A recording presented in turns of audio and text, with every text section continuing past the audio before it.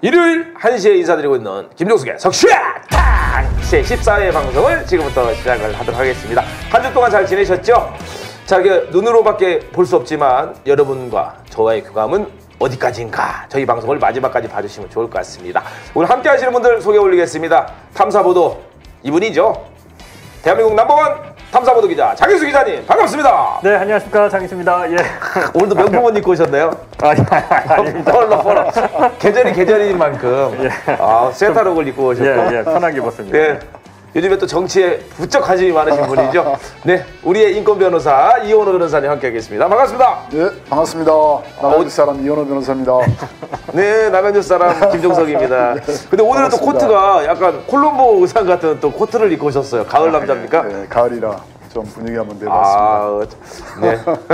자, 이렇게 가을 하늘은 맑고 온 산은 지금 물들어가고 있는데, 하지만 우리나라 정치, 경제는 지금 빨간불이에요. 너무 좋아요. 근데 지금 저희 많은 뉴스들이 여러분을 좀 답답하게 하고 승질내는 뉴스들이 많은데, 오늘 캄보디아 뉴스를 먼저 한번 시작을 해보려고 합니다. 지금 우리 대학생들이 이제 돌아가신 분이 6월이 이제 가족의 품으로 돌아오긴 했는데, 그 사건의 면목을 보면 한국인들이 1000에서 한 2000명 정도로 연루가 돼 있고, 그 현재 압송돼 왔던 사람들 중에는 거의 한 59명 정도가 구속이 됐죠? 이원호 변호사님? 그렇죠. 예. 거의 뭐 대부분이 구속이 됐습니다. 그러니까 이제 다 연루됐다, 범죄 조직에. 그렇죠. 그러니까 뭐 이제 단순 가담자가 아니고 계속해서 이제 대한민국 국민들한테 피해를 본 사람들도 계시니까 다 구속이 지금 되는 상황입니다. 네, 장희수 기자님 볼 때 어떻습니까? 이게 참 슬픈 현실이라고 해야 될까? 잔인한 진실인데요. 네. 외국에서 이렇게 좀 조직적으로 이루어지는 범죄들은 네. 한국인을 대상으로 한 범죄는 가해자 중에 반드시 한국인이 섞여 있어요. 그러니까 외국인이 가서 한국인을 상대로 범죄를 저지르더라도 이런 경우는 배후에 항상 한국인이 있습니다. 근데 이제 캄보디아나 그 이전으로 돌아가면 뭐 또 필리핀, 뭐 이런 쪽으로 사실 좀 뭐라고 해야 될까? 그 한국에서 좀 떳떳하지 못한 일을 하고 도피한 사람들이 많은 곳이거든요. 도피처였죠, 도피처. 그런 사람들이 또 이제 가서 이런 식으로 또 그 범죄를 저지르는 거죠. 네. 근데 저는 이게 개인이 하는 범죄인 줄 알았더니 알고 봤더니 기업형 범죄더라고요. 그러니까. 그래서 저희가 준비한 영상이 있습니다. 영상으로 만나보시죠. 캄보디아 사기 범죄 실태가 속속 드러나면서 배후로 지목된 프린스 그룹에 대한 관심도 커지고 있습니다. 창립자 천지 회장은 1987년생 37살로 중국 푸젠성 출생이지만 2010년쯤 캄보디아에서 사업을 시작해 2014년에 귀화했습니다. 부동산, 금융, 카지노 사업 등을 하며 10년 만에 캄보디아 재벌로 급성장했습니다. 대학생 400명에게 7년간 천재 장학금을 주고 홍수 구호와 코로나 백신 지원에 나서며 성공한 기업가이자 자선가로 각광받았습니다. 하지만 그가 동남아 사기 집단의 배후라는 의혹은 계속 제기돼 왔고, 미 법무부는 지난 14일 천지 회장을 기소하며 공소장을 공개했습니다. 이에 따르면 천지는 2015년부터 최소 10개의 강제노동 사기 수용소를 운영하며 이른바 돼지 도살 사기를 저질렀습니다. 피해자와 신뢰를 쌓으며 이른바 돼지를 살찌운 뒤 허위 금융상품 투자를 유도해 돈을 가로챈다는 수법입니다. 이를 위해 휴대전화 농장을 운영하며 7만 6천 개 SNS 계정을 제어했고 사기로 번 수익을 암호화폐로 세탁했습니다. 미 법무부는 천지가 구타와 고문 등 폭력 사용에 직접 관여했으며 맞아 죽지 않도록 하라는 지시를 했다고 설명했습니다. 미 법무부는 우리 돈 21조 3천억 원어치인 12만 7,271개의 비트코인을 압수했는데 역사상 최대 몰수 조치로 꼽힙니다. 영국도 천지와 프린스 그룹이 보유한 런던의 빌딩과 고가의 아파트 수십 채 등 천문학적인 부동산 자산을 동결 조치했습니다.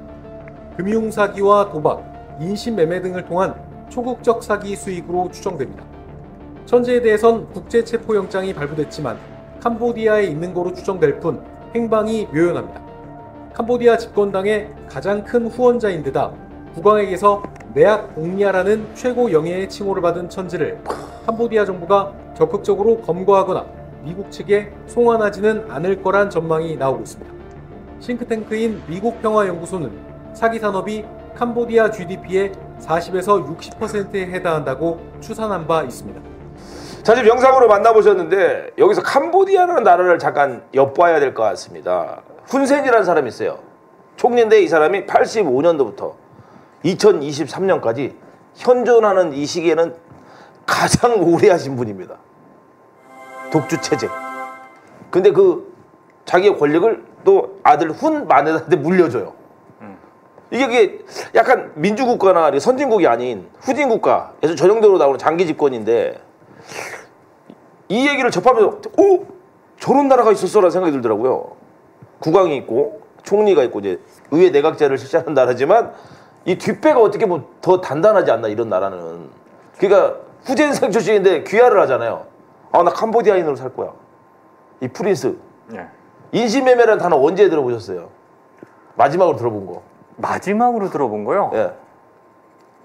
2013년, 14년? 아, 그때도 인신매매라는 용어를 썼었어요? 그때 한국에서 인신매매 취재를 했는데 인신매매 조직이 하나 좀 경찰에 잡힌 게 있어요. 부산에서. 그래갖고 그때 이제 취재하러 부산에 한번 내려간 적이 있었는데 네.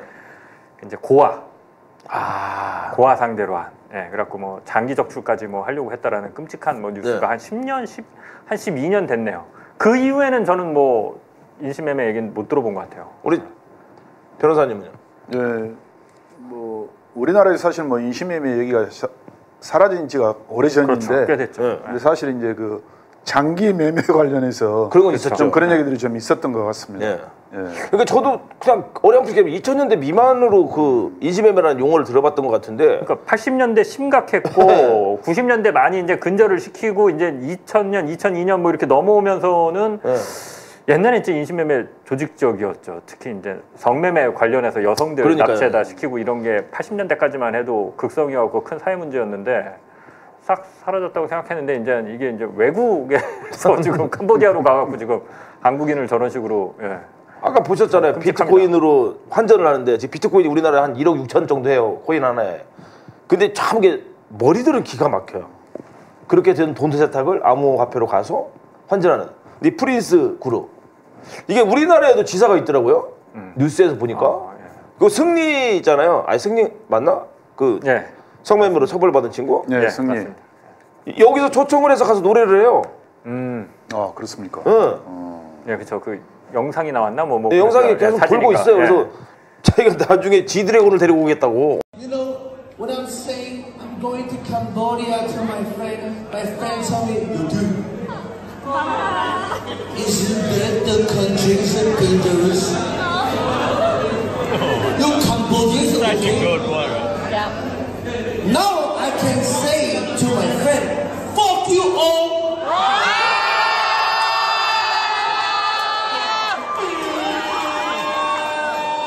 And I said, shut up and try to come here and see what English will happen in Cambodia. This the greatest country in Asia.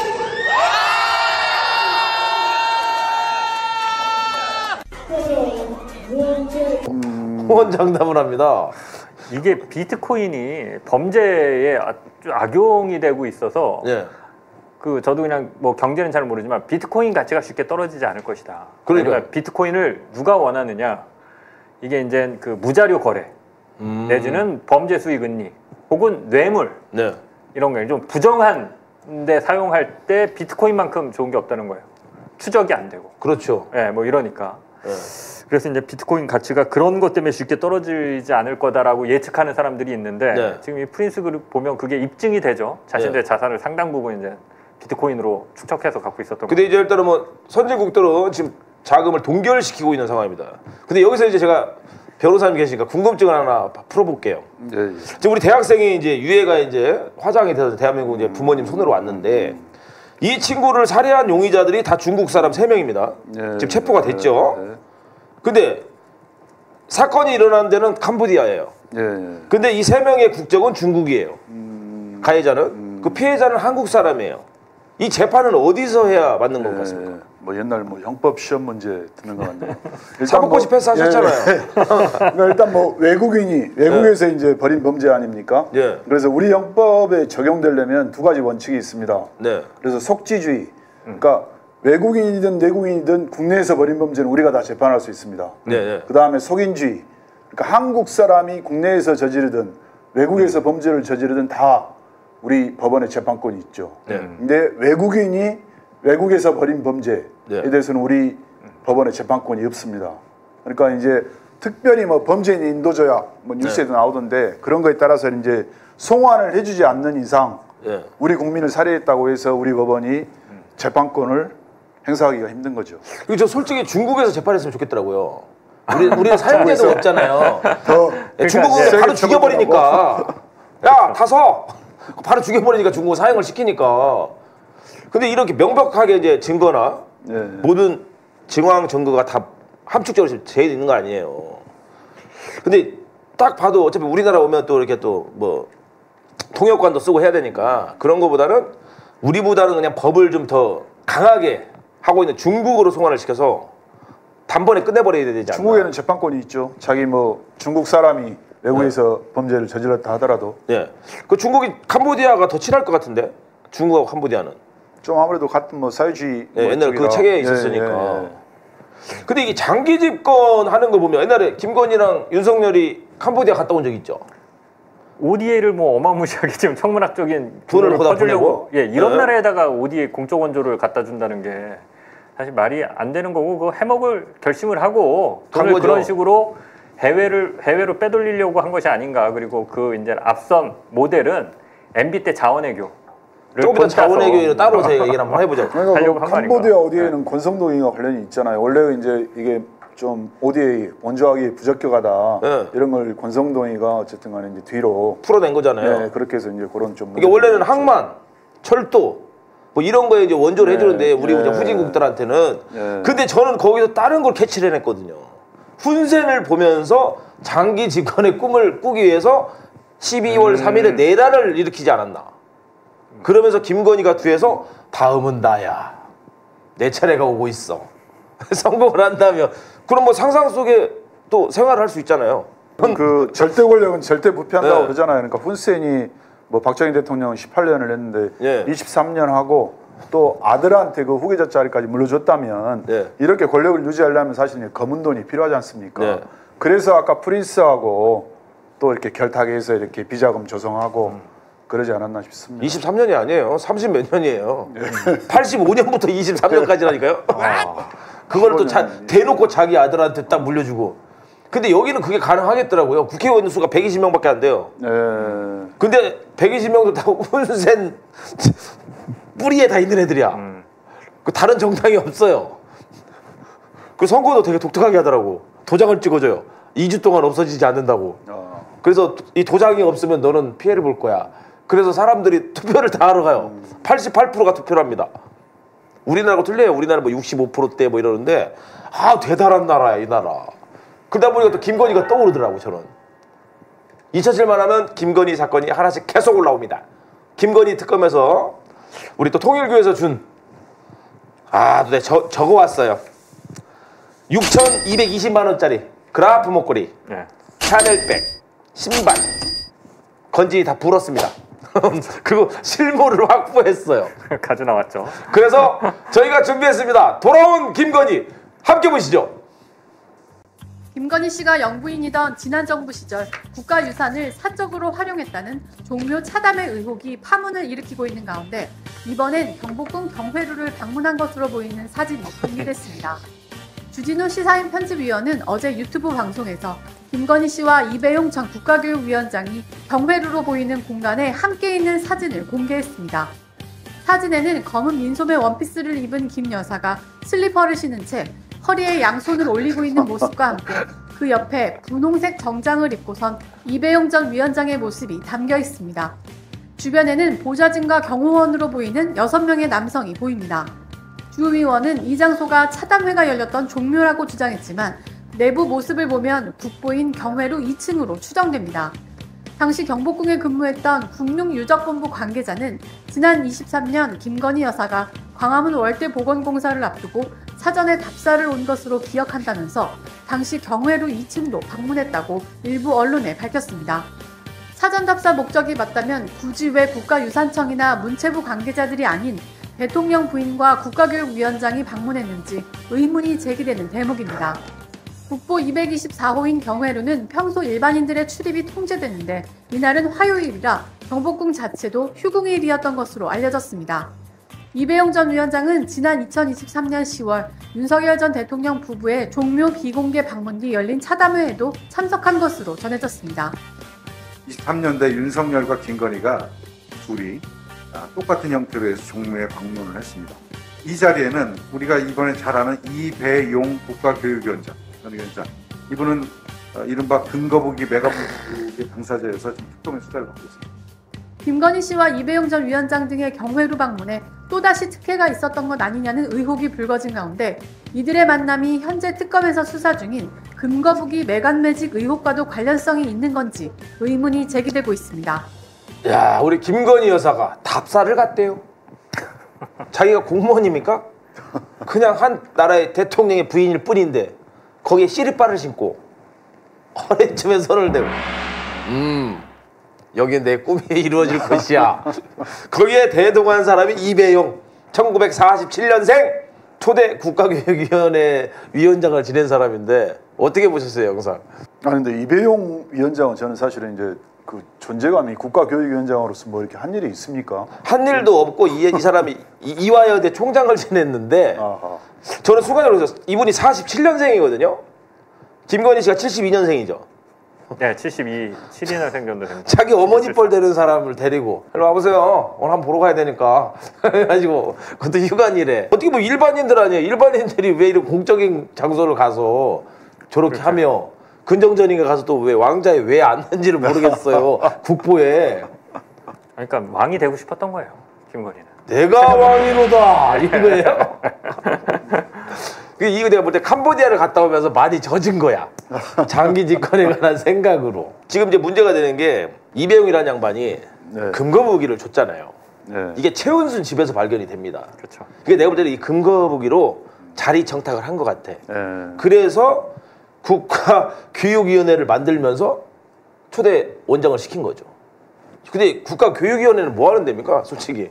국가교육위원회는 아무튼 이제 그 교육이 백년지 대계라고 그러지 않습니까? 네. 그래서 국가교육 전체를 좀 정책을 총괄하고 연구하고 지시하는 뭐 그런 자리 아니겠습니까? 근데 뭐 이분을 폄하하는 건 아닌데 47년생이면 나이가 거의 70이 한참 넘었는데 그렇죠. 글씨가 보일까요? 80이 다 됐죠. 귀가 들릴까요? 힘들죠. 그 이분이 들었던 교육이나 지금 아이들이 성장하는 교육은 AI를 기반으로 해가지고 급성장을 하고 있는데 그게 보조를 맞출 수 있을까 이런 생각이 들더라고요. 근데 이분이 박근혜 대통령 때 국정교과서 편찬심의위원회 부위원장을 했더라고.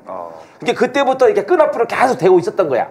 뭔가 그러니까, 해야 돼. 네, 뭔가. 근데 이때는 이해가 돼요. 줄을 계속 대고 네, 있었고. 원래 좀 젊었으니까 이때는. 네.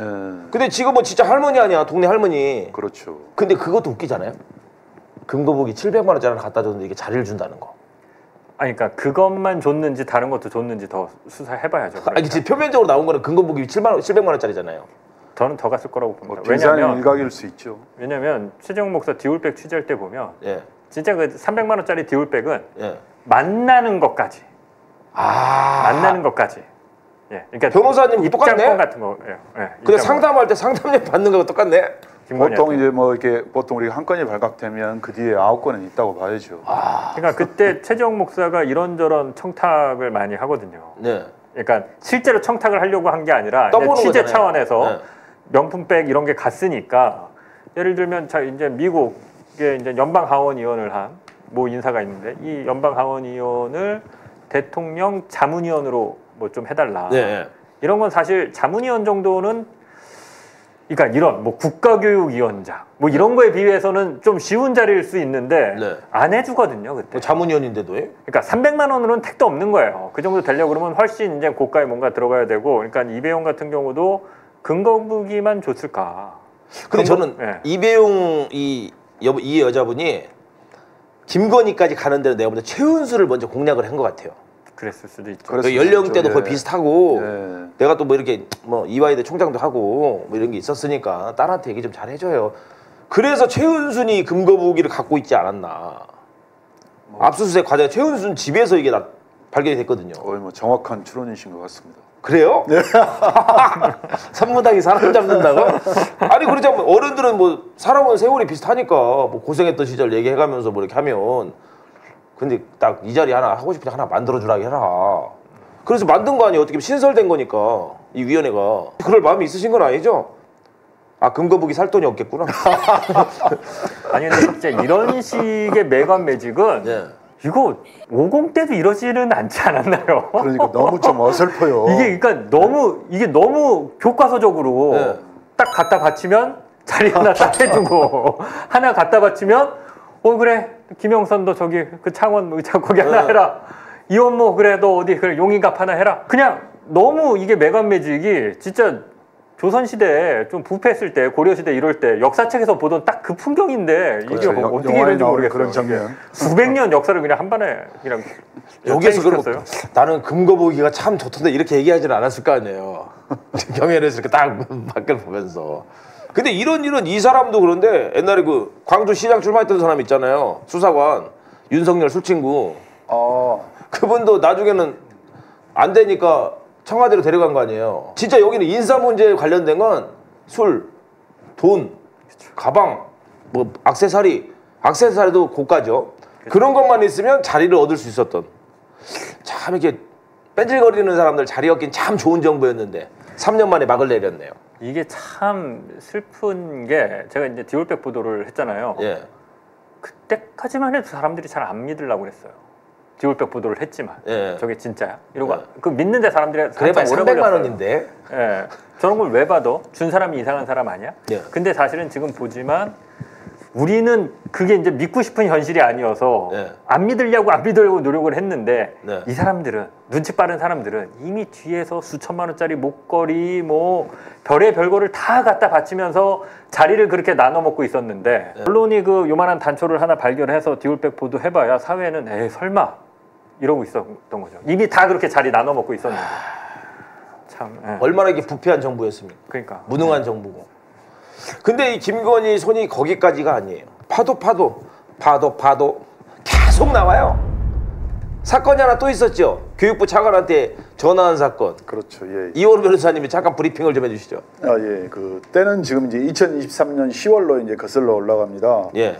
그때 이제 김건희 씨의 최측근 이름도 비슷해요. 그래서 전 의전 비서관 김승희. 예. 그러니까 김승희 자녀가 이제 학폭 가해자가 된 거죠. 네네. 그래서 이제 요 사건이 접수되자 우리 이제 김건희가 예. 교육부 차관한테 전화해서 예. 이제 뭐 당연히 뭐 무마해라 이렇게 뭐 전화를 했겠죠. 네. 그래서 그 결과가 이제 어떻게 됐냐면 이 사건을 보면 이제 당시 초등학생이던 김승희 전 비서관 자녀가 후배를 학교 화장실로 데려가서 수차례 폭행하고 그 이후에 출석 정지 10일 처분만 받습니다. 네. 그러니까 아무튼 그 당시에 이제 김건희가 교육부 차관한테 전화하고 네. 또 그 당시에 이제 김건희와 김승희가 한 뭐 13차례 이와 관련된 일로 통화를 했답니다. 그러니까 그만큼 이제 말 그대로 고난이 없는 사람이 영부인의 지위를 이용해서 그런 이게 부당한 일을 한 거죠. 그래서 이번 국감에 또 이슈가 됐습니다. 영상으로 준비했습니다. 함께 보시죠. 그래서 녹취록을 공개했는데요. 김승희 전 비서관 2023년도 제가 이제 국정감사 때 야당 간사 때 최초로 폭로해서 그때 윤석열 정부에서 1시간 이후에 바로 모든 부분 인정하고 김승희 의전 비서관을 사실은 감사를 통해서 책임을 묻는다고 그랬는데 7시간 후에 면직 처리하고 당시에 그냥 꼬리 자르기 했다라는 의혹이 있는 것입니다. 그래서 저는 그때 제가 임태희 교육감님에게도 철저한 조사를 당부드렸고 성실하게 하시겠다고 했는데 김건희 특검에서 김건희 씨의 핸드폰을 압수수색한 이후에 김건희 씨가 그 7월달 김승희 의전비서관의 딸이 7월달에 학폭을 하고 난 직후에 학교에서 인지하고 나서 바로 김승희 의전비서관과 8번을 통화했고 장상윤 당시 교육부 차관이랑 8분 이상을 통화했다라는 그런 기록이 특검을 통해서 공개돼서 제가 정말 아차 싶었어요. 야, 내가 정말 김태희 교육감님의 말씀을 너무 믿었나? 그러고 제가 이제 어저께 자료를 보고 정말 제가 잠 2시간 잤습니다. 배신감이라는 게 생기더라고요. 그리고 정말 경기도 교육청 너무 부실하게 이런 말씀까지 드릴 수 있는데 이거는 정말 조작 공작이 있지 않나 이런 의구심이 드는데 정말 제가 이 녹취록 한번 내가 틀어볼게요. 이 녹취록을 일단 들어보시면 심의위원들이 강제 전학을 피하기 위해서 15점에 맞춰 심사 결과를 사전 협의한 정황이 그냥 여실히 다 드러나요. 한번 들어보세요. 소리 한번 틀어서. 저 황당합니다, 정말. 나 합격해서 그냥 갔으면 됐어. 저도요. 저 지금 여쭤봤어요. 그래서 이미 한 14, 15점까지 나올 수 있거나. 네. 14점이 나오는 거거든요. 네. 저는 이제 그거 그냥 하는 거죠. 그래도 생각보다 매우 높은 주고 싶은 15점 꽉 채워서. 아, 그래서 그렇지. 그러니까 초등학생이라는 걸 감안해서 강점까지는 아니어도 15점 꽉 채워서 학폭의 위원들이 그 아이들에게 그 페널티 점수를 서로 공유합니다. 꽉 채워서. 아까 말씀하시는데 임태희 교감 너무 태연하게 학폭위가 정상적으로 작동됐다 그러는데 지금도 그 마음 변치 않으셨어요? 이게 말이 되는 겁니까 정말? 책임지셔야 되는 거 아니에요? 저 영상을 딱 보면 이 교육 이 심의위원이라고 앉아있는 저분들 난 얼굴 좀 까졌으면 좋겠어요. 그러니까요. 참, 안 썩은 데가 없습니다. 진짜 안 썩은 아니 데가. 자기 네. 자녀 아이들이 다니는 학교고 거기에 이제 심의위원으로 들어갔는데 피해자는 학교를 못 가고 고통에 화장실에 갇혀가지고 두들겨 맞았는데 어떤 부모가 눈이 안 돌겠습니까? 그러니까 이게 우리가 착각하지 말아야 될 게 예. 대한민국이 나름대로 경제 발전과 정치 발전 그리고 시민 사회까지 다 발전을 해왔기 때문에 네. 나름대로 선진국과 거의 동등한 수준의 시스템을 이미 갖춰놨습니다. 네네. 그러니까 저런 학폭도 누가 그냥 위에서 결정하는 게 아니라 다 그 하부에 민주적으로 결정하게 돼 있어요. 그러니까 위에서 압력, 윗사람들이 부패가 벌어지는 게 아니라 밑에서 풀뿌리 단위에서 협조하는 사람들이 있기 때문에 그 부패가 완성되는 거거든요. 지금 이것도 그런 전형적인 케이스로 보는데 아니 학폭위가 왜 점수를 저런 식으로 논의를 합니까? 그 실실 쪼개면서 얘기를 해요. 그리고 강제 전학은 안 시킬 수 있다는 취지의 얘기를 왜 해요? 이게 결론은 내려놓고 자기네끼리 회의를 해. 그 대신 이 점수까지 해가지고 공론화를 시키자. 근데 저게 문제가 되는 게 뭐냐면 공정성을 가지고 정확하게 사건을 분석을 해서 결론을 내려서 앞으로 이런 일이 발생하지 않도록 하는 게 심사위원들이 할 일인데 그냥 누군가를 위해서 이렇게 처세를 한다는 건 문제가 진짜 심각한 거 아닙니까? 심각하죠. 원래 이제 위원회라는 곳이 사실은 이제 합리적 결론을 도출하라고 이제 위원회를 만들어 놓은 거 아닙니까? 그러니까 진짜 이 시대가 네. 그 윤석열 김건희 되게 옛날로 돌아간 것 같습니다. 그러니까 그 말 그대로 진짜 이런 자기 의전 비서관의 자녀가 벌인 학폭 행위에 대해서 대통령 영부인이 교육부 차관한테 전화하고 또 교육부 차관이 어쨌든 간에 또 이제 영향력을 행사했을 거 아닙니까?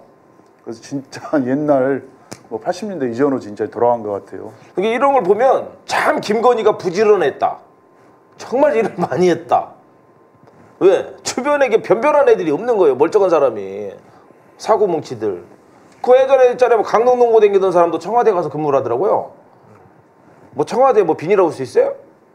농고 나온 사람이 뭐 청와대 변호사 있습니까? 아니 뭐 그분 뭐 학식적으로 뭐 다른 걸 뚝칠할 수는 있지만 아무리 무식한 내가 들어도 이해가 안 가는 거야. 농구를 나왔는데 청와대를 간다고?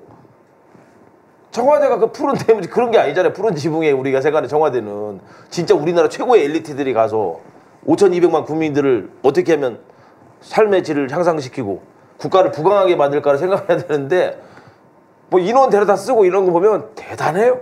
아니 뭐 고졸이어도 네. 뭐 능력이 있으면 얼마든지 발탁해서 쓸 수 있다고 생각하는데 김건희가 발탁해서 썼던 사람들을 보면 방금 얘기하고 있는 김승희는 도대체 무슨 전문성이 있습니까? 뭐죠?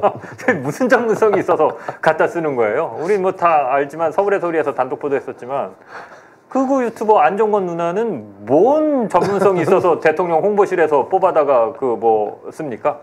그냥 김건희한테 줄 대면 그냥 한 자리씩 다 했던 거죠. 그냥 줄만 댈 수 있으면 김건희 만세 만세도 그렇죠. 청와대로 들어와 이런 거 아니에요. 그 이명수 기자님이 참 그러고 보면 대단하신 거예요. 아 명수 씨가 잘 꼬셨어야 되는데 그때 넘어갔어야 돼요. 제가 봤을 때는. 그럼 지금 방송국 사장하고 있을 수도 있어요. 네, 그럴 수도 있죠. 이명수 기자 방송국 케이블 방송국 사장할 수도 있다니까. 예. 야 정말 인사권 남용. 제가 여기에서 우리 김건희 씨 이야기는 아마도 계속 나올 것 같아요.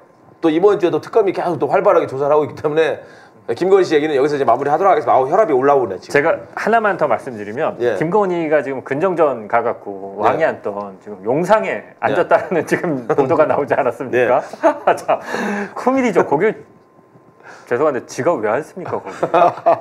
아니 내가 볼 때는 다음에 김건희 영화 하나 만들어가지고 황후를 꿈꾼 김건희 해가지고. 아니 근데 진짜 이게 우리가 웃으면서 얘기하지만 김건희는 진짜 왕이 되고 싶었던 게 또 뭐가 있냐면 우리가 슥 그냥 넘어간 게 있는데 네. 대통령실 들어가면 천장에 이렇게 그림을 하나 네. 해놓은 게 있습니다. 그게 봉황 그림인데 그게 홍예계판이라는 겁니다. 홍예계판이 뭐냐면 옛날에 이제 서울 도성 네네. 왕이 지내던 도성에 4대문이 있는데 그중에 이제 홍예문이 있는데 홍예문은 오로지 왕만 드나드는 문입니다. 오. 홍예문은 왕만 출입하는 문이에요. 네. 그래서 왕이 출입하는 문이라는 걸 상징하기 위해서 그 문에다가 지금도 있습니다. 아마 복원해서 다시 해놨을 텐데 홍예계판이라는 그림이 그려져 있어요. 그거를 그대로 베껴서 완벽하게 똑같진 않은데 거의 그대로 베껴서 대통령실 천장에다가 해놓은 거예요. 왕이 지나가는 곳이다라는 표시를 해놓은 거죠. 대통령실에다가. 네네. 예, 우리가 그냥 모르고 넘어갔는데 사실은 그거 꼼꼼하게 들여다보면 대통령실의 천장 그림이 이미 공개가 돼 있고요. 네. 그 광화문의 홍예문 네. 보면 그림이 똑같습니다. 그러니까 손바닥이 또 왕자. 손바닥 왕자부터 시작해서 그냥 김건희 진짜 왕을 꿈꾼 거예요. 그거 일본 그 뭐라 그러지? 뭐 귀신 모셔놓고 이런 거나 네. 다다미방 만들고 골프 스크린 만들고 강아지 목욕탕 만들고 이런 거 보면 참 대단한 사람들이에요. 그리고 이 사람들은 거짓말을 밥 먹듯이 합니다. 이 와이프는 성경 구약을 다 외웁니다. 이거부터 해가지고 아니 우리가 뭔 수익을 받습니까? 손해만 받지. 예? 주식으로 돈 버는 게 없다 그러고. 야 근데 시간이 흘러니까 진실은 다 밝혀지잖아요. 왜? 요즘은 전화기나 뭐 녹음이나 모든 게 다 잘 돼 있어서 이게 같이 모여서 회의를 해도 다 우리 편이 아닌 거예요. 누군가는 맞습니다. 녹취를 하고 있고 그렇죠. 누군가는 찍고 있어요.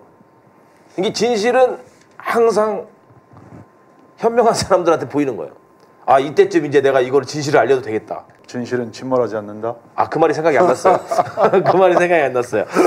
자 지금 좀 사법 개혁에 대해서 청문회가 계속 열리고 있는데 우리 또 나베님 신랑 얼굴을 제가 TV에서 처음 봤습니다.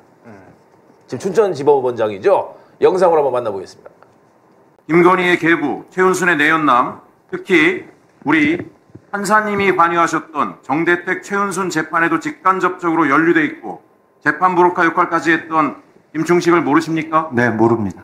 자, 김충식이 현재 양평 공흥지구 특검 피의자 신분으로 특검의 수사를 받고 있고 윤석열, 김건희 국정농단, 통일교 연계, 이재명 대표 테러 연계, 우상원과 내란 관련 의혹으로 국수본에 고발된 상태라는 거 알고 계십니까? 네, 언론에 나온 사항만 알고 있습니다.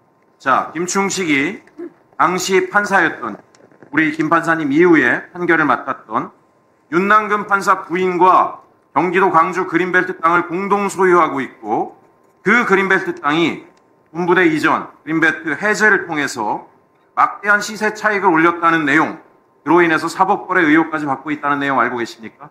몰랐습니다. 몰랐습니까? 네.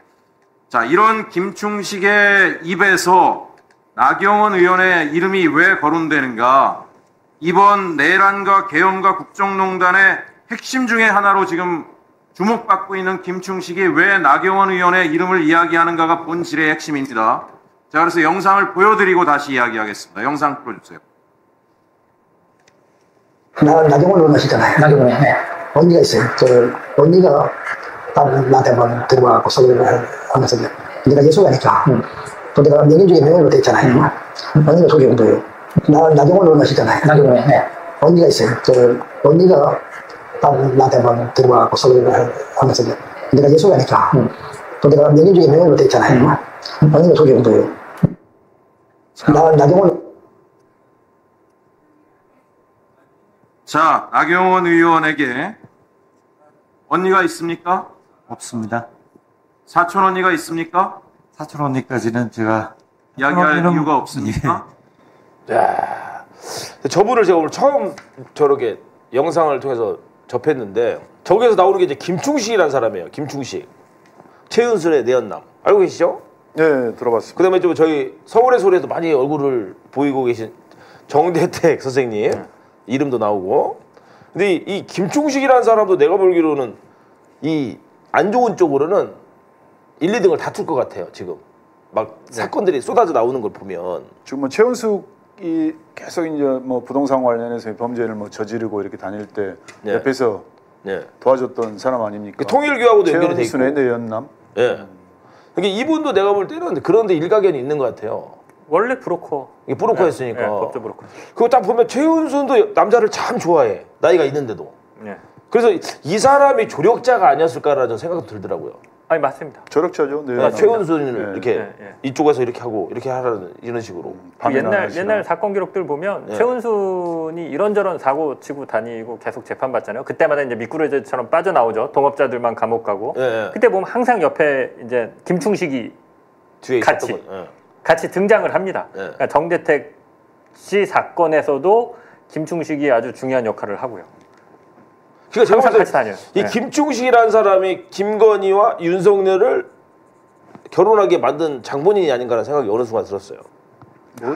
어디 뭐 아닌가요? 스님이 소개해줬다고 그러지 않습니까? 무정 스님, 무정 스님이라고 하면 무정이라고 또 무속인이 있는데 거기서 좀 뭐 역할을 한 게 있고 그거는 이제 또 저기 뭐야 옛날 르네상스 호텔 조회장 뭐 이런 사람들. 이거 김충식은 아마 결혼에 그렇게 뭐 관심이 없었다. 그렇게 뭐 성사되기 하거나 하지는 제가 아는 걸로 알고 있어요. 근데 이제 오로지 이제 최은순과 붙어 다니면서 항상 이권이 있는 사업에서 사기쳐서 해먹고 같이. 그러니까 장본인은 최고인 거죠. 근데 제가 왜 그 얘기를 했냐면 우리나라 이제 우리가 어렸을 때부터 살아오면서 TV를 많이 봤잖아요. 뉴스도 많이 접하고. 근데 보면 대기업이나 일반 좀 사는 집 같은 경우에는 사법연수원 때부터 자기 사유로 낙점을 하잖아요. 그런 경우 많죠. 그런 경우 많잖아요. 유병우도 마찬가지고. 우병우도 뭐 골프장 있는 집에 장가간 거고. 거기 또 있잖아요. 그분. 그 무슨 병원이었죠? 자생한방병원. 그렇죠. 거기도 사유가 이혼무고. 대부분이 다 연결이 됐잖아요. 그러니까 범죄를 하는 사람들 입장에서는 우리 집에 이런 사람이 하나쯤 있으면 우리가 좀 수월하게 일을 볼 수 있겠다. 그런 생각이 안 들까요? 그렇게 해서 이제 정략 결혼을 많이 한 거죠. 하잖아요. 검사들 처가 보면요. 집안이 빵빵한 경우 정말 많습니다. 혹시 사법연수원에 있을 때 뭐 그런 거 안 왔습니까? 중매쟁이들? 네, 제가 이제 2002년도에 사법시험 합격하고 월드컵 때 되신 거예요? 그렇죠. 2003년, 4년 이제 연수원을 다녔는데 저도 이제 전화를 몇 번 받았습니다. 몇 번 받았는데 저는 그때 혼인 중이라 결혼하고 사법고시 패스하신 거예요? 그렇죠. 흔히 말하는 건 뭐 마담 뚜내는 뚜쟁이라고 그렇죠, 그거 하는 사람들 있잖아요. 전화가 오더라고요. 어떻게 정보를 알아서 혹시 한다고 그러더라고요. 몇 등 했는지는 알고 있어요? 사법연수 몇 등으로 들어갔는지? 제가 사실 연수원 들어갈 때는 1000명 중에서 한 130등으로 들어갔습니다. 한 번에 1000명을 뽑았어요? 그렇죠. 아마 저희 정기수 그러니까 제가 이제 34기인데 33기부터 이제 1000명 뽑았죠. 그래서 제가 이제 130등으로 들어가고 뭐 나올 때 성적은 뭐 그렇게 좋지는 않습니다. 그때 거기서 많이 놓으셨군요. 그때 아니 뭐 이렇게 뭐 또 신용 아무튼 신용 이게 빵빵하게 주고 뭐 이래가지고 대출 많이 받으셨군요. 그렇죠. 그러면 이탄희 전 국회의원은 상위권이었습니까? 이탄희 국회의원 공부 잘했죠. 그러니까 원래 그래서 판사 된 거 아닙니까? 이게 이런 거죠. 상위권 위로가 판사, 두 번째 검사. 그렇죠. 뭐 한 200등까지는 판사, 그 다음에 한 350등까지는 검사. 뭐 이렇게 이제 희망하면 뭐 350등 밖으로 졸업하셨다는 얘기네, 변호사. 뭐 이렇게 굳이 저는 등수는 잘 모릅니다.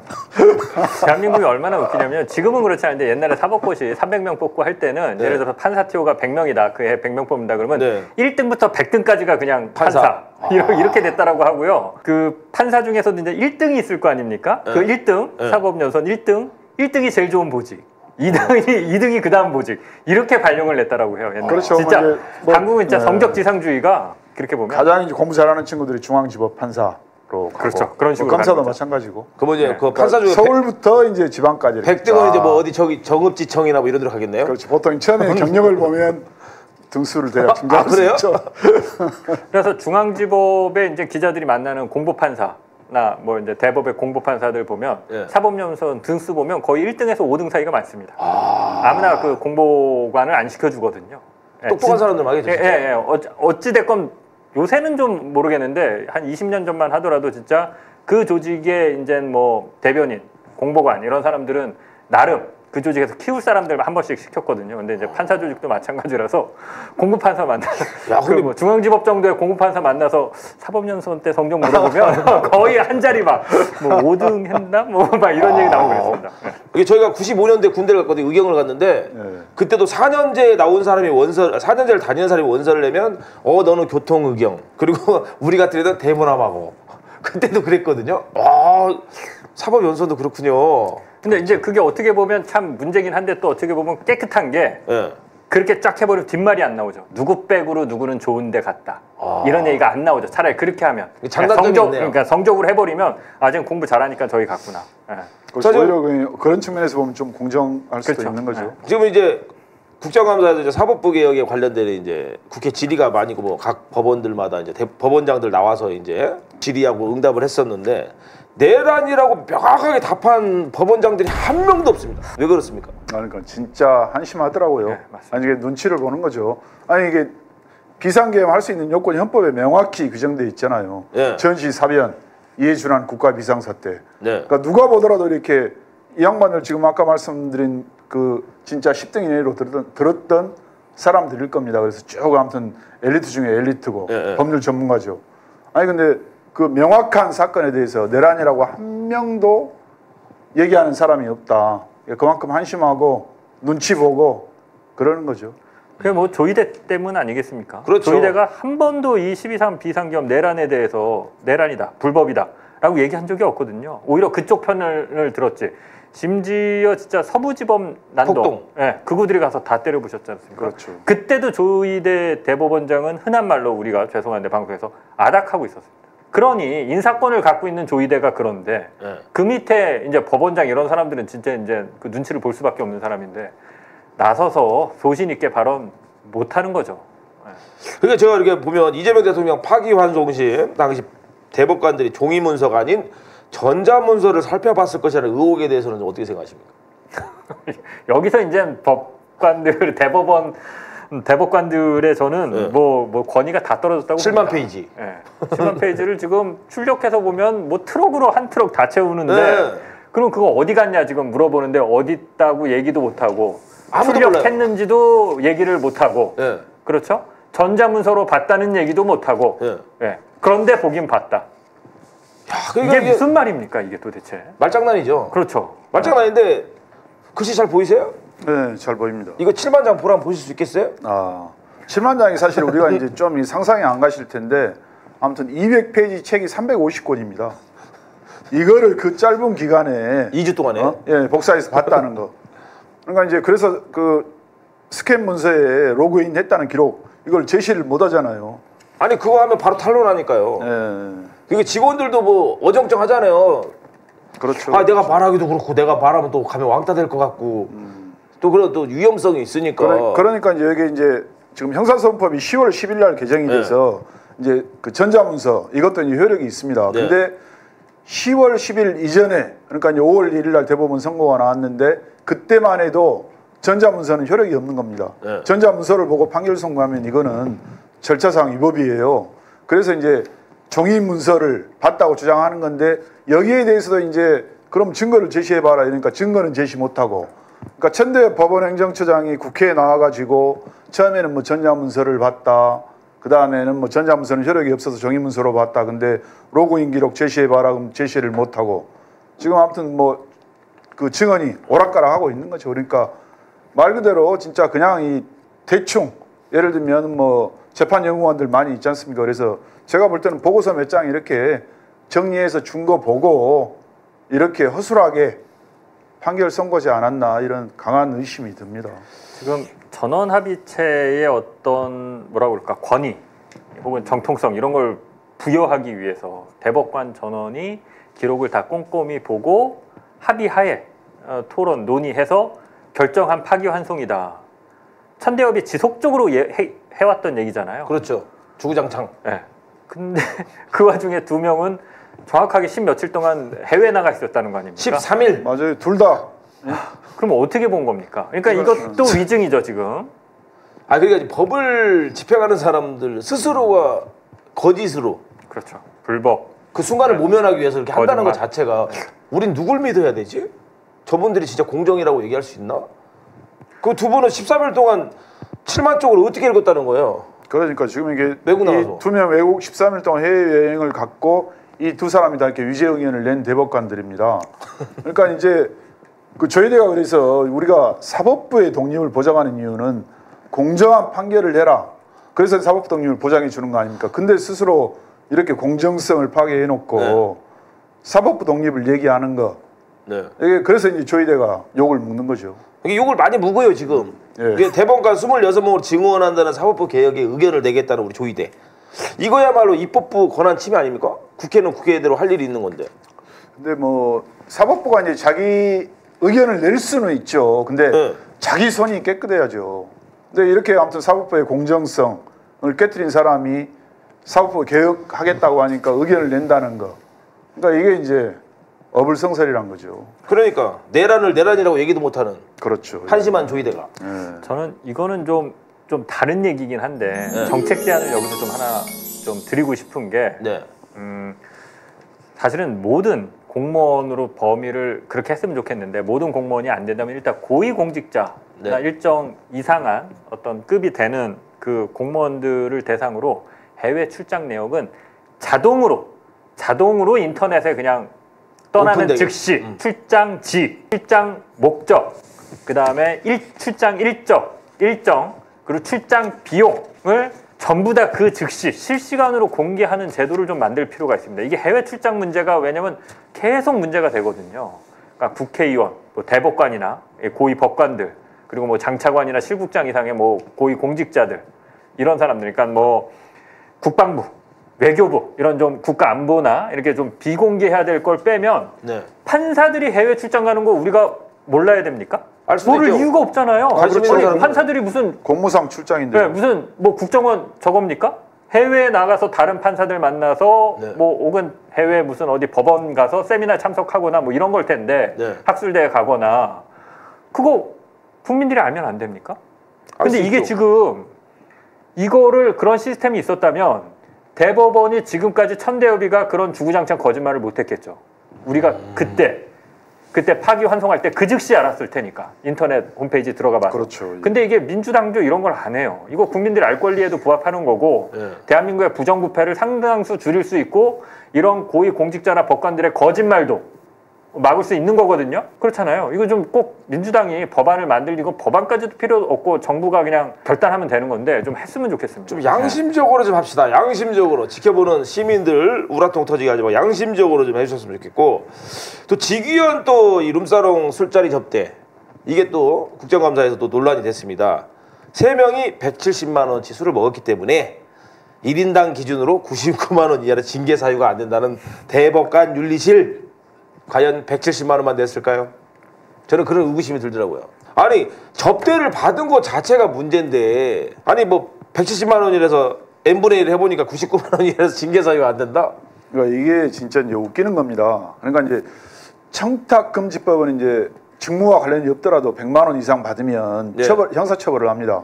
근데 지금 이제 170만 원이니까 3명으로 나누면 100만 원이 안 된다는 거죠. 근데 그렇다고 치더라도 이게 법관 징계법에 보면 뭐 법관의 품위를 손상하거나 법원의 권위를 훼손한 경우에는 징계할 수 있습니다.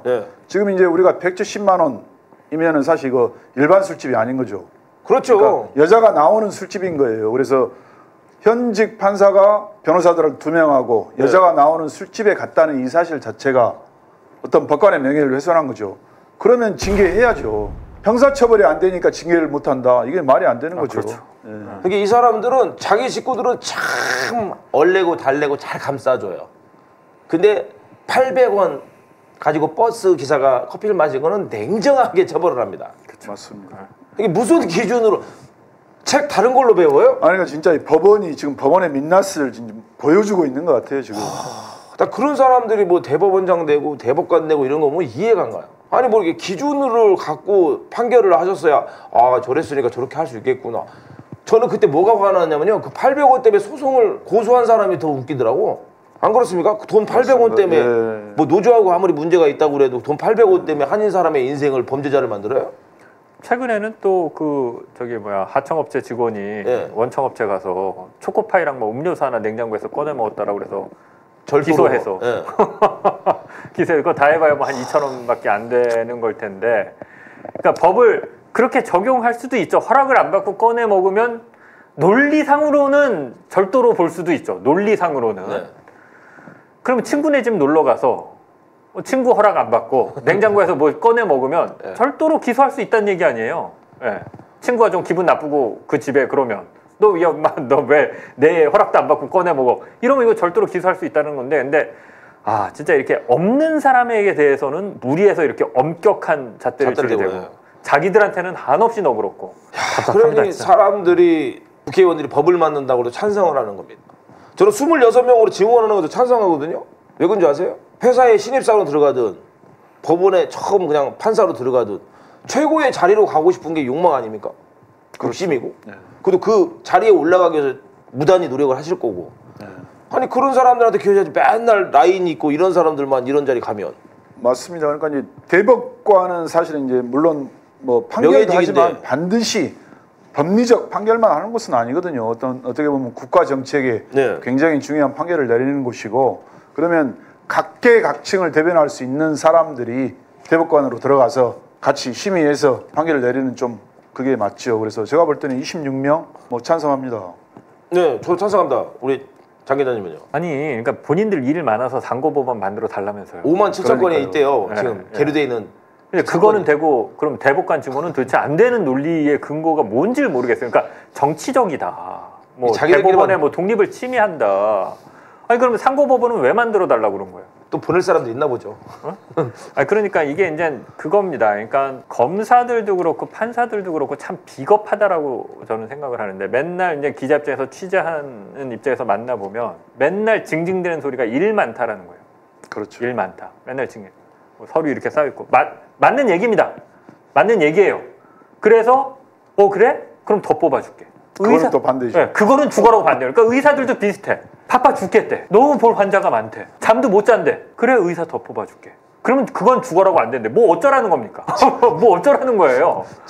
좀 솔직해야지. 아니, 그러니까 기자들도 뭐 기레기라고 욕은 많이 먹지만 진짜 일이 기자들도 많다 보니까 회사에서 기자 더 뽑아줄게. 그러면 기자들은 환호성을 지릅니다. 더 뽑아달라고. 근데 이제 판검사들의 논리는 뭐냐? 숫자가 적어야 희소성이 있죠. 자신들의 권위가 올라가거든요.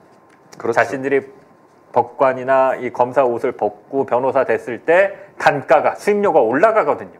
그게 깎이는 게 싫은 거예요.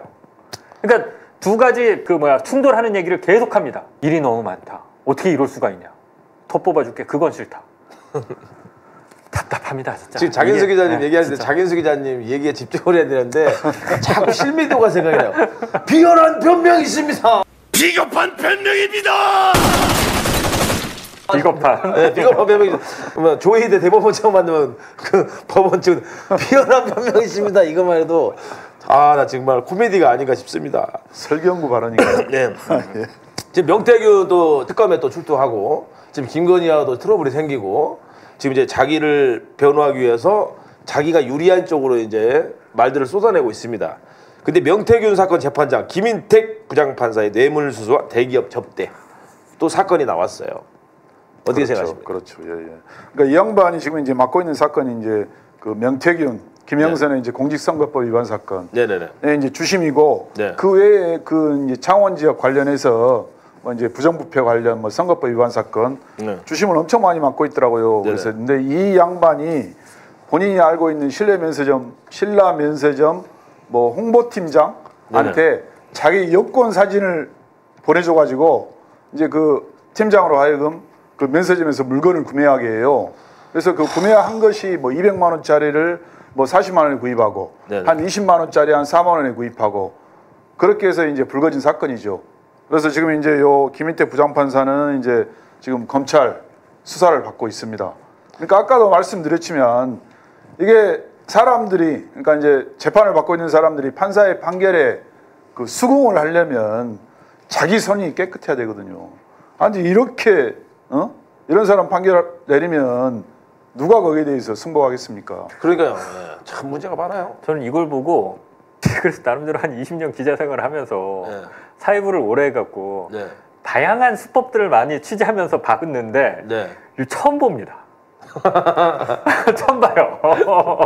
여권 사진을 주고 면세점에서 77, 80%에서 많게는 좀 95% 할인을 받은 거 아니에요. 네. 할인 받았어도 문제인데 자기 돈 내고 산 것도 지금 아닌 것 같아요. 그래요. 95% 할인된 가격으로 뭐 판촉 팀장인가 누가 이렇게 사준 것 같아요. 그 사람이 지금. 일체 있죠. 예, 그래서 이제 미리 사놓고 이제 만나서 나갈 때 받았던지 뭐 이런 걸로 보이는데, 야, 요런 수법도 있구나요. 야, 진짜 기발하다 이거. 야, 정말 대단합니다, 짝지라고 진짜. 표현할 수밖에 없어요. 대단합니다. 그렇죠, 그렇죠. 예. 아니 뭐 이런 사소한 것까지 그냥 자기가 당당하게 가 사면 되지. 그렇죠. 어차피 면세점은 일반보다 좀 과세나 이런 거 안 하기도 좀 저렴하게 팔잖아요. 그렇죠. 그럼 자기가 직접 사면 되지. 95% 할인은 못 받습니다. 그러니까요. 와, 근데 진짜 정말 대단한 사건 사고가 지금 대한민국을 감싸고 있는 것 같습니다. 저번에 또 유인촌 전 장관에 대한 또 얘기가 좀 있어요. 유인촌을 지지한 문화예술인들 공모사업에 다수 선정이 됐다. 이게 공정한가라는 좀 여론이 좀 나오고 있는데, 우리 전원일기 둘째 아들이죠. 우리 DJ DOC 이하늘 씨도 우리 유인촌 씨를 약간 지적을 했습니다. 뭐를 한 게 있냐. 우리도 이제 연예계에 종사자지만 문화예술인을 위해서 문광부 장관을 한 게 뭐가 있냐. 근데 저는 의아했거든요. 이명박 때도 이 사람이 한 게 없어요. 그래서 국회의사당 광장에서 최종원 선배가 고성에서 옛날에 국회의원을 한번 하셨죠. 국회의원 한번 하셨죠. 이 아저씨가 이분이 혼내켰어요. 그 일화가 있어요.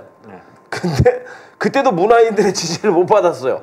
그때 나온 게 뭐 연예계 블랙리스트 얘기 나오고 막 이런 거 나오는데 윤석열 정부에 또 이 사람이 나타난 거예요. 자전거를 타고. 근데 강남의 차병원 사거리에 예전에 SK 주유소가 있었어요.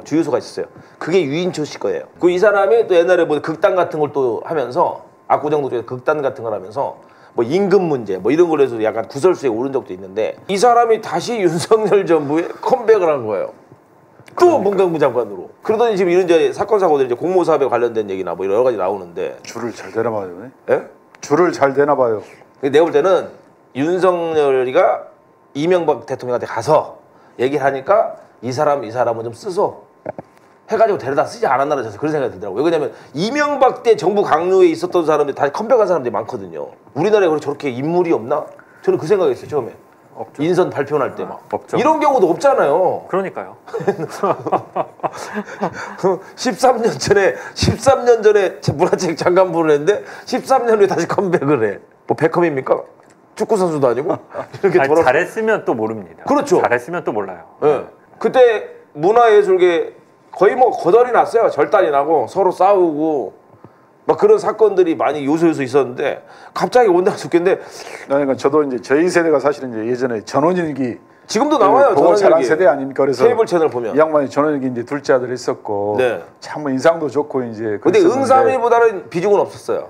아, 그랬나요? 어느 날 아무튼간에 이제 문화관광부 장관으로 등장해가지고 네. 이제 우리나라 지금 요새 이제 뭐 K문화 한류 네. 뭐 굉장히 아무튼 이제 뭐 또 기여도 많이 하고 또 중점적으로 키우는 분야 아닙니까? 네. 이제 그래서 김대중 대통령이 이제 그런 말씀하셨죠. 문화사업을 지원하면서 지원하되 간섭하지 않는다. 근데 이 양반 지금 하는 거 보니까 그냥 본인을 지지하면 지원해 주겠다는 거 아닙니까? 네. 아무튼 참 안타깝습니다. 옛날에 국정감사에서도 찍지 마! 욕했던 사람 아니에요.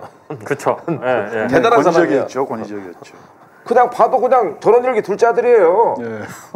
존경심이라고 일도 안 우러나오니까 우리가. 이게 옛날에 그 제목이 야망의 세월이었나요? 그러니까 유인촌 장관이 이명박 역할을 대역한 거죠. 하면서 그 드라마가 인기가 많았잖아요. 그 다음에는 유동근 씨가 한번 하고. 그러면서 이제 이명박이 상당히 정치적 자산이 돼서 사실은 서울시장 되고 대통령 되는데 그 드라마 역할이 꼭 컸고, 어디 뭐 이미지 메이킹을 해준 거죠. 배역 잘 맡아서 유인촌은 장관까지 두 번 하는 거고. 그러니까 여기서 우리가 배울 수 있는 교훈은 앞으로 좀 드라마 만들 때 PD들이 좋은 사람인지 확인하고 좀 만들자. 저기 인성 테스트 있어요. 예, 장인수 배우님 인성 테스트 합격하셔야 배우로 활동할 수 있습니다. 정말 진짜 많은 분들이 뭐 수혜받은 분도 있겠지만 또 이분으로 인해서 피해보는 또 문화사업을 또 했던 사업가들은 또 실망이 이만저만이 아닐 것 같습니다. 이제 얼마 있으면 뭐 경주에서도 또 이제 에이펙 또 열리는데 얼마 전에도 북한이 이렇게 아침에 쏘잖아요. 미사일 같은 거 쏘고 이러는데 예. 제가 식당에서 뉴스를 보는데 그 생각이 저는 들더라고요. 아, 북한 애들 참 부지런하구나. 우리는 주간을 9시까지 하잖아요. 걔들은 막 8시에도 쏘고 7시 반에도 쏘고 그러잖아요. 일부러 그럽니다. 예. 아니 원래 그런 거니. 근데 예. 저는 뭐 그거에 대해서 공포심이나 뭐 이런 걸 느끼지 않거든요. 늘상 해왔던 일이니까 쟤들은. 그렇죠. 예. 또 인민의 피가 좀 빨리겠구나. 또 삽질 많이 해야 되겠구나 인민들. 이런 생각을 하는데 그런 뉴스 한 번씩 볼 때마다 뭐 어떻게 생각하십니까? 기자로서. 그러니까 이게 이제 미사일 뉴스는 이제 예. 그냥 쏘는 거는 저도 예, 그건 기자들도 크게 관심을 안 두고요. 이제 예. 대륙간 탄도탄이나 예. 이제 인공위성을 날릴 수 있는 이거는 좀 이제 미국을 타격할 수 있는 능력을 갖는 거기 때문에 네. 그런 뉴스는 사실 굉장히 크죠. 예, 크죠. 그래서 그 뭐랄까 미사일 발사 소식만 갖고도 사실은 굉장히 온 언론에 도배되고 하는데. 우리 시민분들은 사실 쏘든지 말든지 뭐 저게 뭐 왜 저 문제가 되느냐 뭐 예, 그냥 넘어가죠 사실 시민들 입장에. 나는 내 갈 길 간다. 많이 쏴라. 근데 제가 지금 미사일 얘기를 왜 했냐면 우리 이제 장인수 기자님 취재물 중에 방위산업청 관련된 취재를 좀 하신 게 있잖아요. 예, 예. 이 고성능탄이라는 게 있습니다, 여러분.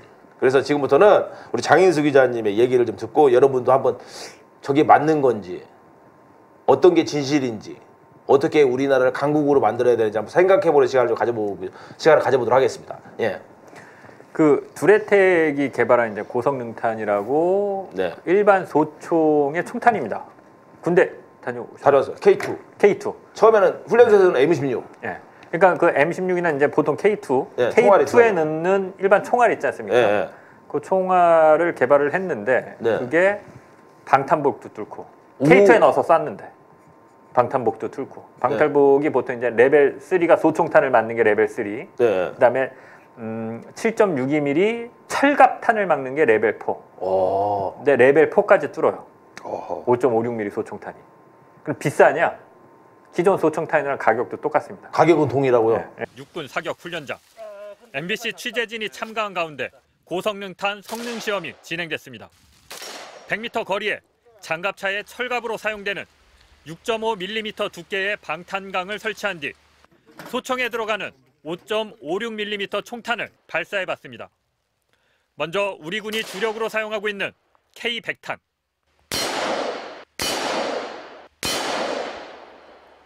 맞은 자국만 생길 뿐 가볍게 튕겨져 나갑니다. 이번엔 고성능탄.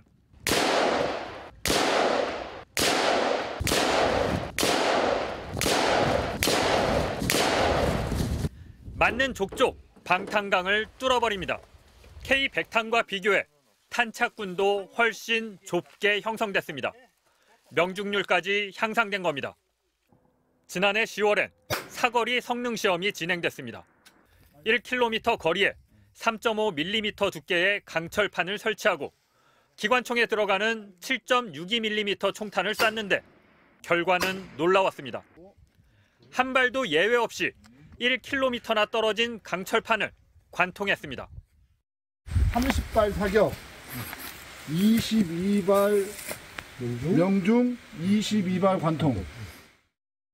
현재 군이 사용하는 7.62mm 탄은 최대 600m까지 조준 사격이 가능한데 철판을 뚫는다는 건 상상조차 못할 일입니다.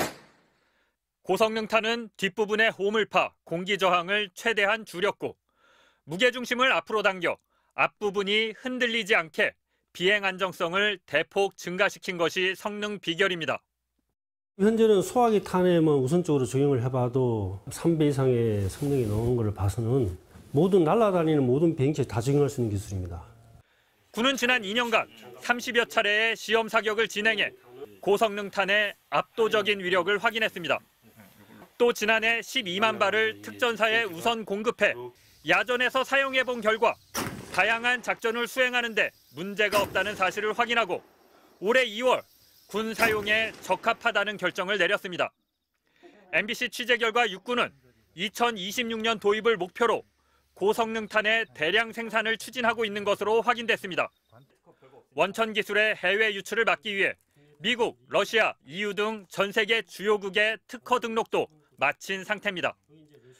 군은 고성능탄에 사용된 기술을 K9 자주포에 적용할 경우 사거리가 3배 이상 증가할 것으로 기대하고 있습니다.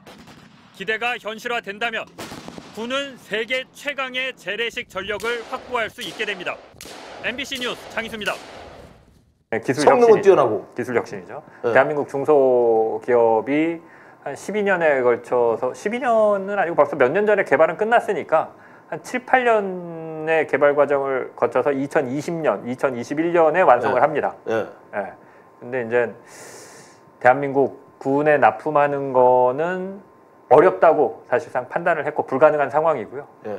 그래서 해외 쪽으로 눈을 돌렸고 최근에 아시아의 한 국가와 총 3억 불, 그러니까 약 5,200억짜리 계약을 맺어서 지금 이제 해외로 나가야 되는 상황입니다.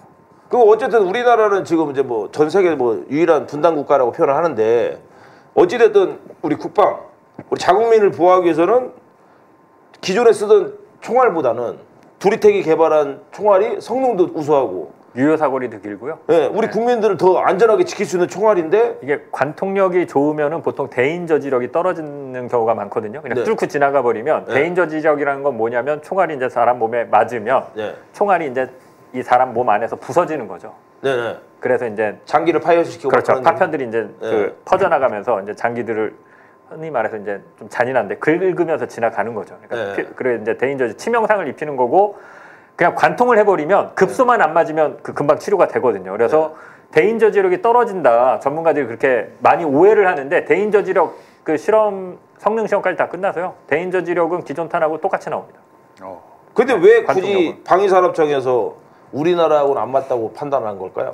우리나라랑 안 맞다라고 판단한 건 아니고 2021년에 신속 획득 시범 사업이라는 것으로 선정이 돼서 2024년에 최종적으로 이 탄을 도입하자라고 군이 결정을 합니다. 그럼 방위사업청으로 넘어가죠. 방위사업청이 사주는 기관이니까. 방위사업청은 이제부터 다시 원점에서 공개 경쟁 입찰을 하겠다라는 건데 이게 말이 안 되는 게 공개 경쟁 입찰할 수 있는 기업이 없어요. 왜냐하면 고성능탄은 고성능탄밖에 없으니까 전 세계에서 이게 유일무이한데 공개 경쟁 입찰을 하겠다. 이게 두레텍밖에 안 만드는데. 두레텍밖에 없어요. 그 탄은. 원천 특허를 갖고 있어요. 그러니까 공개 경쟁 입찰 자체가 쇼인 거죠. 쇼. 일종의 사기극, 무의미한 얘기죠. 그러면서 고육지책으로 지금 그 방위사업청에서 공개 경쟁을 할 수 있는 탄을 하나 찾았다고 하면서 쓱 갖고 들어온 게 철갑탄입니다. 철갑탄. 텅스텐을 입힌 철갑탄. 우리나라에서 만드는 거예요, 그것도? 그거는 모 대기업이 만들었다고 하는데 실제로 그런 탄이 있는지 그 탄이 그 두레텍의 고성능탄과 같은 수준의 성능이 나오는지는 확인한 사람은 없어요. 말 말고 실체가 그 없는 업체가 거예요. 그렇게 주장을 하니까 방위사업청은 믿어줄게. 왜? 대기업이니까. 우리가 오랫동안 거래해온 데니까. 아, 그걸 고질적인 병을 잘라야 된다니까요? 근데 군대 갔다 오신 남성분들은 다 알겠지만 이 사업이 소화기용 고성능탄 도입 사업입니다. 소화기용. 그러니까 일반 제식 소총, 일반 소총, K2 같은. K2에 철갑탄을 쏜다는 게 안 맞잖아요. 느낌이 안 맞잖아요. 텅스텐 들어간. 그러니까 지금 방위사업청은 이 고성능탄의 경쟁 상대로 지금 텅스텐 철갑탄을 갖고 와서 그럼 이게 선정되면 앞으로 대한민국 소총수들한테 보병 육군들한테 텅스텐 탄을 나눠주겠다는 건가요? 그러니까 그냥 생쇼를 하고 있는 거죠. 그러니까 하기가 싫은 겁니다. 그냥 이 사업. 지금 저희가 웃고는 있지만 웃을 일이 절대 아닌 것 같습니다. 웃을 일이 아니죠. 이게 이슈가 좀 돼서 이분도 몇 년 동안 단연간의 연구를 통해서 특허권을 획득을 했잖아요. 근데 우리나라가 아닌 다른 국가에서 이 고성능탄의 성능을 알아서 보고 5,200만 불씩, 5,200억씩 가져간다는 거 아니에요. 그럼 이 나라가 정확하게는 그 탄을 만들 수 있는 공장, 대량 생산할 수 있는 공장을 그 나라에 지어주는 조건입니다. 와, 그럼 이제 거기가 그냥 원산지가 되는 거네요. 그렇죠. 잘못하면 우리가 역으로 수입해야 될 수도 있습니다. 우리 기술인데. 그러면 여기 제가 한 가지 궁금한 게 그 두레텍의 고성능 탄을 방어할 수 있는 뭐 방탄복 뭐 이런 건 전혀 지금 개발이 안 돼 있습니까? 없습니다. 아, 기존에 뚫어버린다는데 뭘 어떻게 개발을 해요? 그거 한참 걸리는데. 레벨 4까지 뚫었기 때문에 비밀리에, 공개가 안 된 어떤 비밀리에 뭐 미국이든 러시아든 더 강력한 뭔가를 개발해서 갖고 있을지는 모르겠는데 현재 이제 상용되는 게 레벨 4가 이제 미국의 NIJ라는 그 미국 뭐 사법연구소인가 거기에 이제 연구기관 중에 하나인데 거기서 이제 그 인증을 주면 그거를 각 국가들이 다 준용해서 그냥 쓰고 있는데 앞에 얘기했지만 레벨 4가 7.62mm 철갑탄을 딱 막습니다.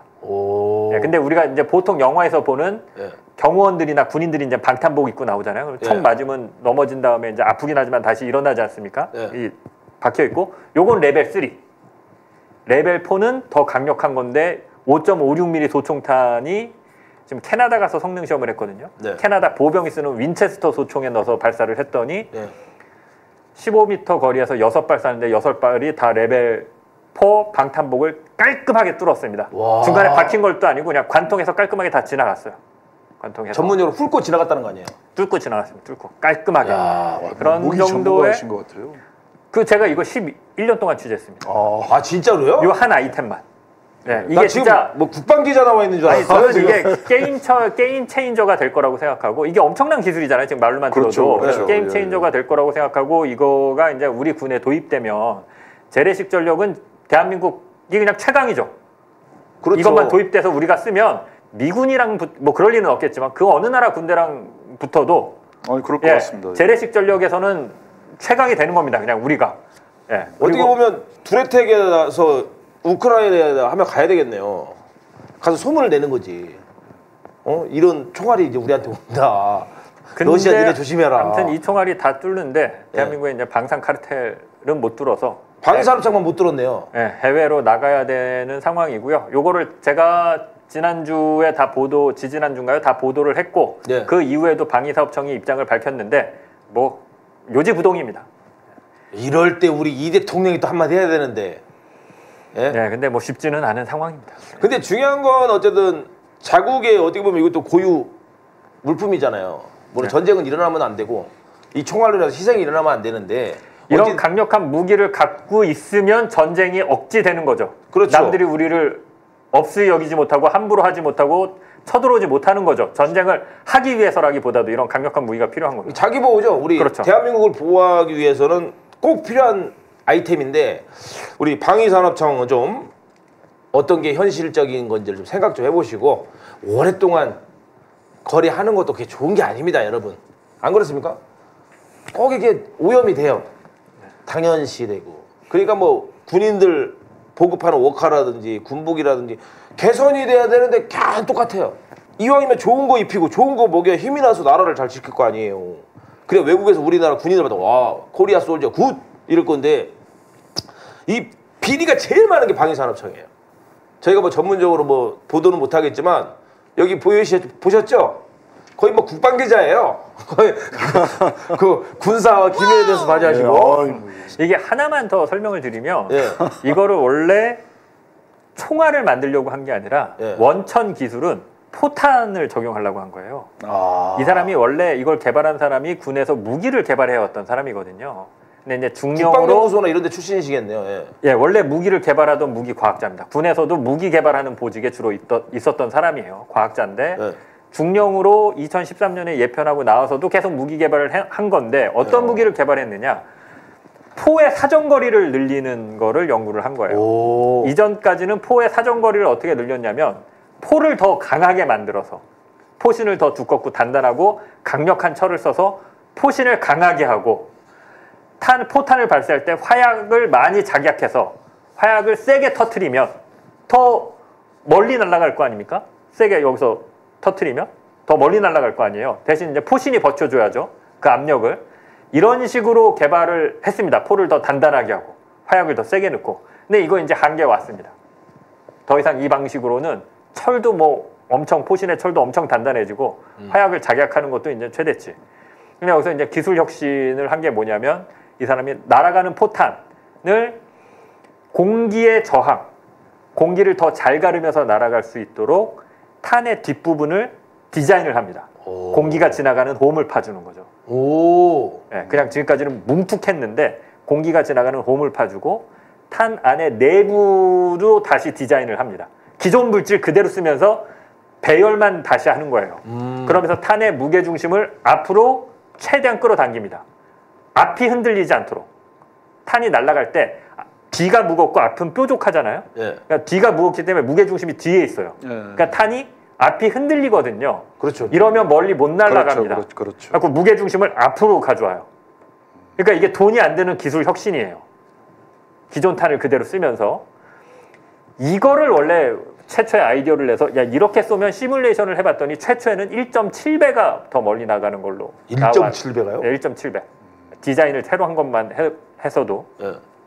근데 지금은 여기에 더 다른 것들을 기술을 고안해서 넣어서 지금은 3.5배가 멀리 날아가지 않을까라고 시뮬레이션 상으로만 지금 계산이 돼 있는데 답답한 거는 이거는 이 사람이 이미 시제품을 개발해서 갖고 있거든요.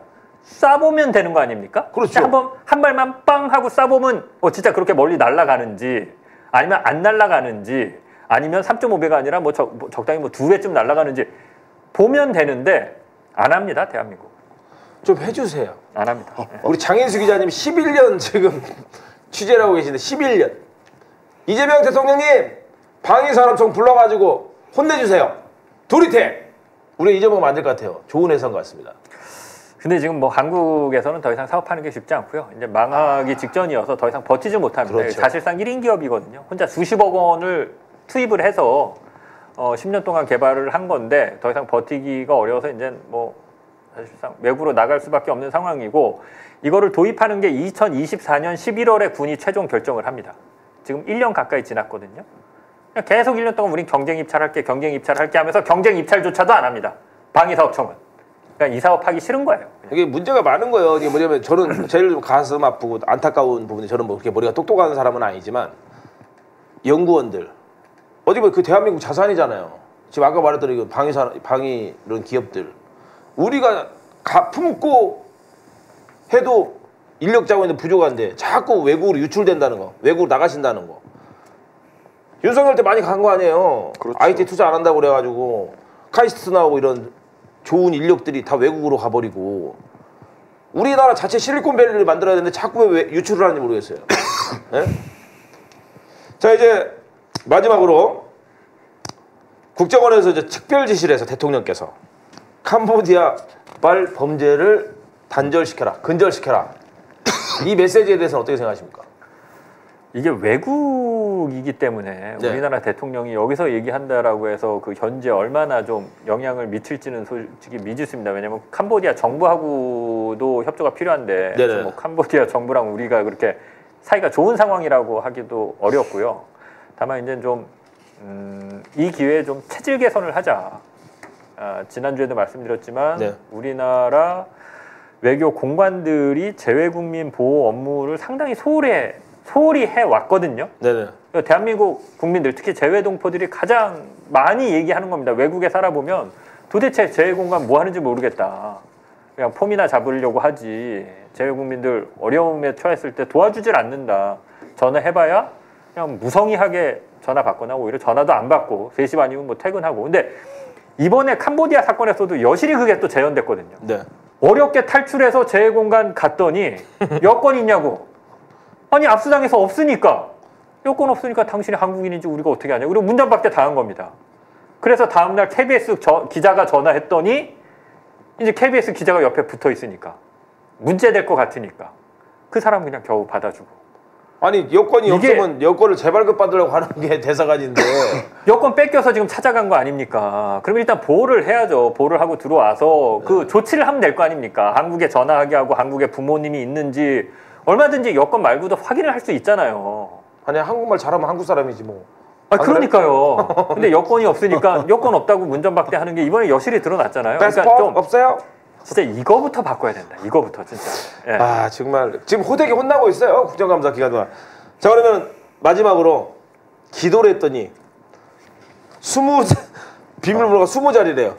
기도했더니 임성근 사단장 얍삽이 기억이 났대요. 이거 어떻게 생각하십니까? 아니 웃기죠. 뭐 이제 뭐 비밀번호 얘기하면 한동훈 생각나죠. 한동훈은 비밀번호가 24개더라고요. 이 양반은 이제 비밀번호가 이제 20개인데 그래서 좀 비밀번호를 이렇게 좀 이렇게 길게 해놓으면 좀 조합이 워낙 많아가지고 좀 찾기가 힘든가 봅니다.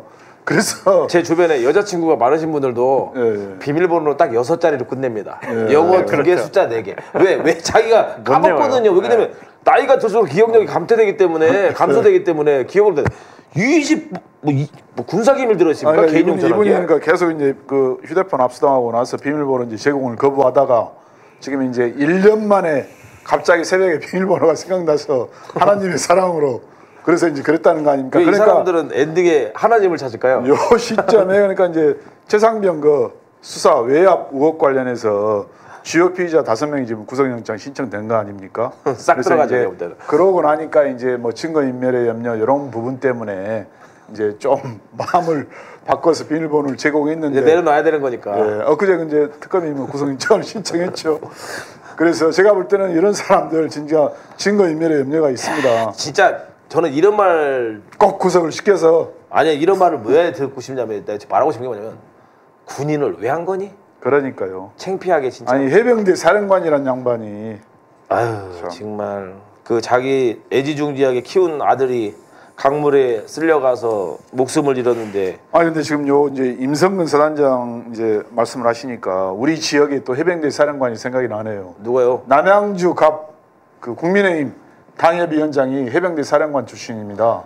유모식이 위원장. 저 얼마 전에 뉴스 나왔잖아요. 요 양반이 이제 그 동네 마을 축제 가가지고 그 정동영 장관 얘기하면서 야이 XX 한 사람이 바로 해병대 사령관 출신입니다. 정동영이란 장관, 투일부 장관 이 개가 실탄 쏘지 마라. 실탄 쏘지 마라 이랬어요. 유 위원장의 갑작스러운 욕설에 일부 주민들 사이에선 오성이 오가는 등 소란이 일기 시작하고 객석의 한 시민이 머리 위로 손을 들고 X자를 그리며 반대 의사를 표시하는 듯한 모습도 보입니다. 국민의힘 남양주갑 당협위원장. 그냥 없어지길 바래요. 그냥 연금이나 받고 집에서 편하게 여전히 근데 쉬시오. 뭐 사퇴도 안 하고 그냥 그 당협위원장 지금 유지를 하고 있죠. 뭐 남양주는 국회의원이 뭐 국회의원에 한 명도 없어서. 그러니까 우리 해병대 우리 귀신 잡는 해병들한테 귀신이나 바꿨어요 그런 사람이. 너무 부끄러운 창피한 사령관들이죠. 다른 게 이게 웃기더라고. 뭐 한다고 번호를 20개씩 만들고 비밀번호를 20자리로 만들고 한동훈은 24자리를 만들고. 그러니까요. 참 그런 머리로 좀 다른 공익적인 일을 하든지 만들기도 힘들어. 예, 사회 봉사하든지. 비밀번호 몇 자리세요? 해놓고 잊어먹었어. 저 핸드폰이요? 예. 비밀번호 패턴으로 이렇게 뭐 그죠? 간단하게 하잖아요. 이렇게 패턴으로. 손 가는 느낌대로. 그거 내가 그리기 쉬운 방향으로 지문 인식하고. 그게 사실 검찰이 그 수사 의지가 한동훈에 대해서는 없었다고 보는데 이게 이제 20몇 자리의 우리의 사고를 갇히게 한 거고요. 한동훈도 분명히 지문 인식으로 했지 20개를 그거를 할 때마다 눌렀을 거야. 한 분명히 지문 인식으로 했을 겁니다. 그러면 검사들이 바보입니까? 그거 지문에 대한 압색영장 받아서 지문 떠다가 열었으면 되는데 그냥 20몇 자리 언론 플레이 한 겁니다. 사람들이 그 20몇 자리 못 풀게 거기다 한 거고요. 다른 피의자 같았으면 바로 이 신체 압수수색에 대한 영장 받아서 지문 떠서 바로 열었습니다. 그러니까 일반적으로 그렇게 하잖아요. 전화기 안 해도 폴더가 따로 있고 거기에 또 비밀번호를 다시 만들 수 있는 기능이 있거든요. 거기까지는 전화기 성능에 대해서 검사를 안 해봤나 봐. 아 정말 한 주가 바쁘게 지나갑니다만은 되도록이면 훈훈하고 좀 행복한 소식들이 많이 전해져야 되는데 그런 마음은 뭐 주식시장밖에 없어요. 주식시장밖에. 저는 주식을 안 해서 그나마도 지금 속이 쓰립니다. 아 삼성전자를 샀어야 되는데 이 생각도 들고 하이닉스를 샀어야 되는데 이 생각도 들고 하지만 여러분 옆에는 여러분이 즐겁게 맞이해야 할 가족들이 있고 주변에 또 따뜻한 마음을 가진 사람들도 많이 존재하고 있습니다. 저희 방송을 보시는 분들도 다음 주 한 주도 행복한 하루하루를 보내시길 저희가 응원하겠습니다. 지금까지 장인수 이현호 김종석이었습니다. 고맙습니다.